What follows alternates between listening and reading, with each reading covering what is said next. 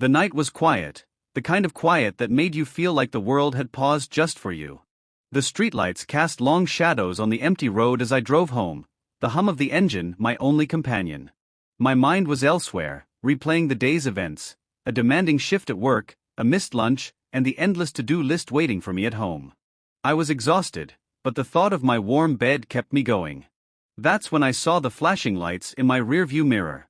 My heart skipped a beat. I wasn't speeding, at least, I didn't think I was. I pulled over to the side of the road, my hands gripping the steering wheel a little tighter than necessary. The police car parked behind me, and for a moment, nothing happened. The silence stretched, making my nerves tingle. Then the door opened, and the officer stepped out. He was tall, his silhouette sharp against the glow of his headlights. As he approached, I rolled down my window, the cool night air brushing against my face. His face was partially shadowed by the brim of his hat, but I could see his eyes, steady, calculating. "License and registration, please," he said, his voice calm but firm. I fumbled for my wallet, my fingers suddenly clumsy. "Is everything okay, officer?" I asked, trying to keep my voice steady. "Routine check," he replied, his tone giving nothing away.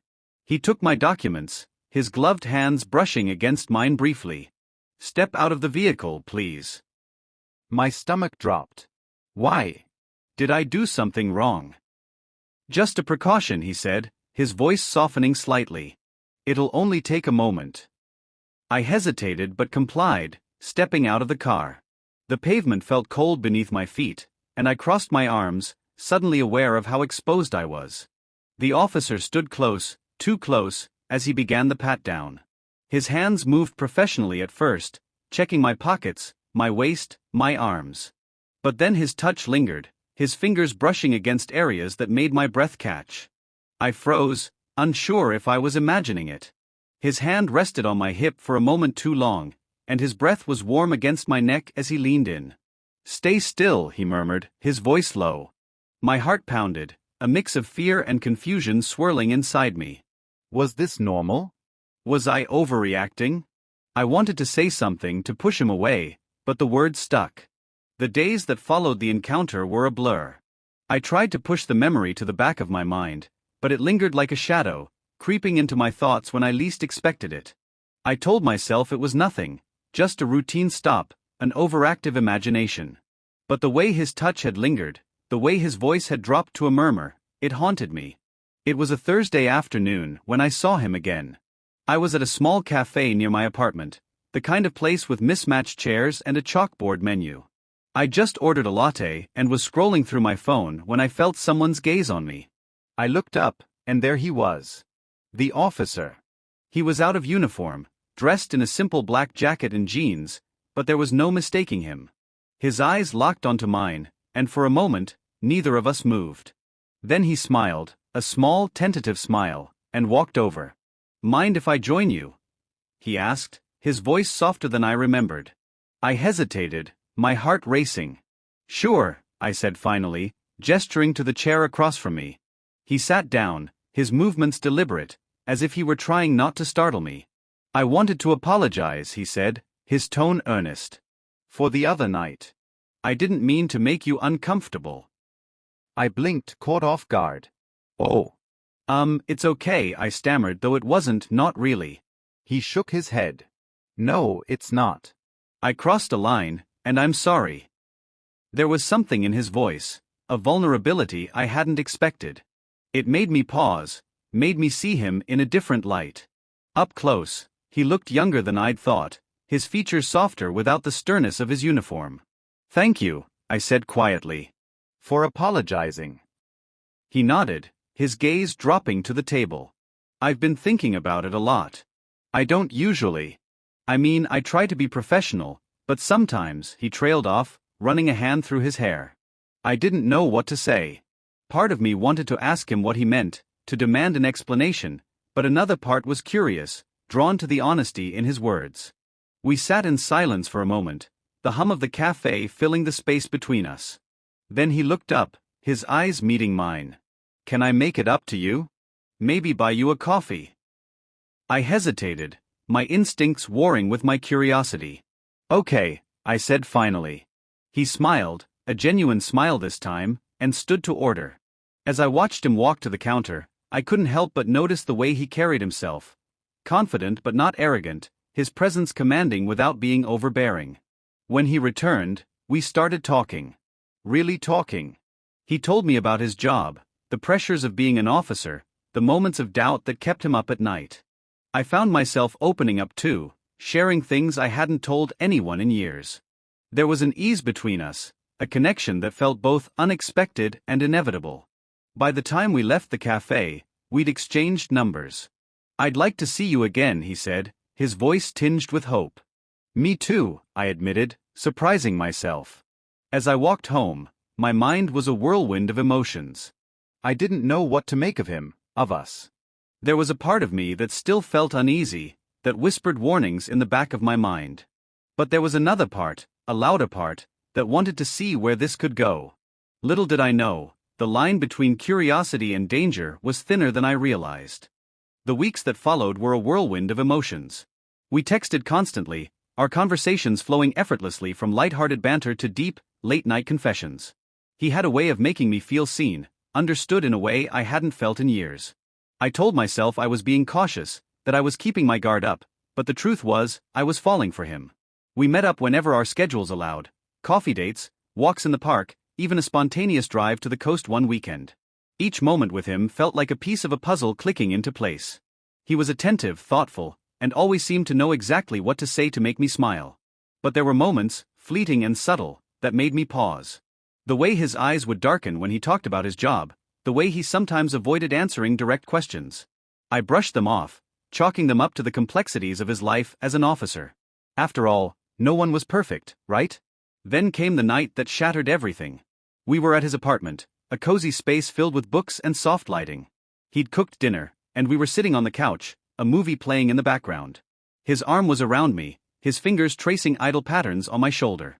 It felt comfortable, safe. But then his phone buzzed. He glanced at it, his expression shifting almost imperceptibly.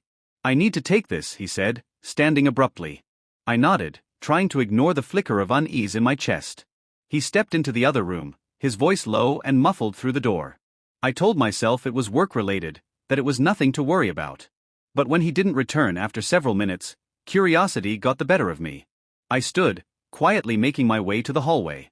The door to his study was slightly ajar, and I could hear his voice more clearly now. "I told you it's under control," he was saying, his tone sharp. "She doesn't suspect anything." My breath caught. I shouldn't have been listening, but I couldn't move. "I know how to handle it," he continued. "Just give me time." Handle what? My mind raced, my heart pounding in my ears. I stepped back, my foot catching on the edge of the rug. The noise was soft, but it was enough. The door swung open, and there he was, his face a mask of surprise that quickly turned to something darker. "What are you doing?" he asked, his voice cold. I stammered, my words failing me. He stepped closer, his eyes narrowing. "You shouldn't have been listening." "Who were you talking to?" I asked, my voice trembling. He didn't answer, his silence more telling than any words could have been. I pushed past him, my instinct screaming at me to leave. He grabbed my arm, his grip firm but not painful. "Let me explain," he said, his voice softer now, almost pleading. I shook my head, pulling away. "Explain what?" "That you've been lying to me. That this whole thing has been some kind of game." His expression faltered, and for a moment, I saw the vulnerability I'd fallen for. But it was gone as quickly as it appeared, replaced by a hardness that made my stomach churn. "It's not what you think," he said, but the words rang hollow. I grabbed my bag, my hands shaking as I fumbled for the door. "Don't follow me," I said, my voice barely above a whisper. He didn't. As I walked home, the tears came, hot and relentless. I felt like a fool, like I'd been blind to the warning signs that now seemed so obvious. The connection I'd thought was real, the moments I'd cherished, they were all tainted now, overshadowed by the betrayal that cut deeper than I wanted to admit. But even as I cried, a part of me refused to let go. Because despite everything, I still wanted to believe him. The days after the confrontation were a blur of sleepless nights and restless days. I replayed every moment, every word, trying to make sense of what had happened. The betrayal stung, but what hurt more was the realization that I had ignored my instincts, that I had let myself be swept away by his charm. I avoided his calls and texts, though they came relentlessly at first. His messages were a mix of apologies and excuses, each one tugging at the part of me that still wanted to believe in him. But I held firm, reminding myself of the coldness in his eyes, the way he had dismissed my concerns. It wasn't until a week later that I found the strength to confront him properly. We met at the same cafe where we'd reconnected, the irony not lost on me. He was already there when I arrived, sitting at a corner table with a cup of coffee in front of him. He looked tired, his usual confidence replaced by a weariness that made him seem almost human. I sat down across from him, my hands clasped tightly in my lap. "You wanted to talk," I said, my voice steady despite the storm inside me. He nodded, his gaze dropping to the table. "I owe you an explanation," he said quietly. You owe me the truth, I corrected. He sighed, running a hand through his hair. "I never meant to hurt you," he began. "But my job, it's complicated. There are things I can't talk about, things I can't explain." "That's not good enough," I said, my voice rising slightly. "You lied to me. You made me feel like this was real, like we were real. And now I find out it was all just, what? A game." He flinched, his expression pained. "It wasn't a game," he said, his voice breaking. "What I felt, what I feel, is real. But there are things you don't understand, things I can't tell you." "Then make me understand," I pleaded. "Because right now, all I see is someone who used me." He was silent for a long moment, his hands gripping the edge of the table. "I can't," he said finally, his voice barely above a whisper. "I wish I could, but I can't." The finality in his words hit me like a punch to the gut. I had been holding on to a sliver of hope, a belief that there was some explanation that would make everything okay. But now, faced with his refusal to be honest, I realized there was nothing left to hold on to. I stood, my chair scraping against the floor. "Then we're done here," I said, my voice trembling. He looked up at me, his eyes filled with a sadness that mirrored my own. "I'm sorry," he said, the words heavy with regret. I nodded, though the gesture felt hollow. "So am I." As I walked away, I felt a strange sense of relief. The uncertainty, the constant questioning, it was over. I didn't have all the answers, and maybe I never would. But I had myself, and for the first time in a long time, that felt like enough. The days that followed were a journey of healing. I leaned on my friends, throwing myself into work and hobbies I had neglected. Slowly, the pain began to fade, replaced by a newfound sense of strength. I didn't know what the future held, but for the first time in a long time, I was okay with that. Because I had learned to trust myself again, and that was a victory no one could take away.